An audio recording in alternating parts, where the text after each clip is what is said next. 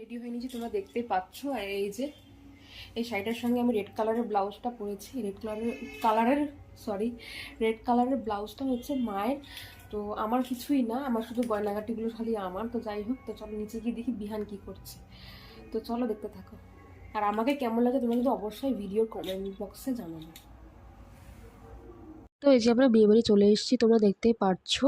আর এখানে বিয়ে বাড়িতে আমি ঢুকেই দেখছি যে সবাই নাচানাচি করছে, দেখতে পাচ্ছ। আর আমি এখানে আমি আর বাবা আর বিহান আমরা তিনজন এখানে দাঁড়িয়েছিলাম। আর মা আর তোমাদের দাদা একসাথে আসছিল গাড়ি করে।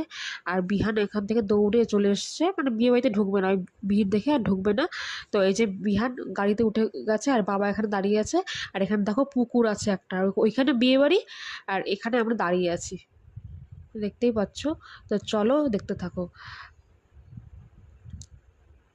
অনেকক্ষণ ধরে ওয়েট করার পর মা আর তোমাদের দাদা আসছিল না, তো সেই জন্য আমি আর বাবা পুরো বিরক্ত হয়ে গিয়েছিলাম।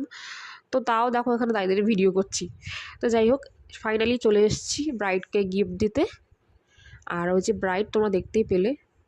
তো ভালো মতো ভিডিও করতে পারিনি, তার জন্য দুঃখিত। কারণ প্রচুর ভিড় ছিল, সেই জন্য আর দাঁড়ানোর জায়গা ছিল না, জায়গা কম ছিল। আর ওই যে মাকে তো দেখিয়ে দিলাম। তো চলো দেখতে থাকো। গিয়ে মা হচ্ছে গ্রুমের সাথে কথা বলছিল, মানে বয়ের সাথে কথা বলছিল।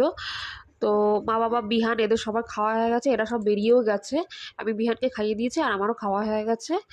আর তোমাদের দাদা খাওয়া হয়ে গেলে আমিও বেরিয়ে যাব। তো আজকে ভিডিওটা এখানে শেষ করছি, দেখা হবে নেক্সট ভিডিওতে। তোমাদের যদি আমার ভিডিও ভালো লেগে থাকে অবশ্যই একটা লাইক দিয়ে দিও আর কমেন্ট করে দিও কেমন হয়েছে। আজকের মতো টাটা, বাই।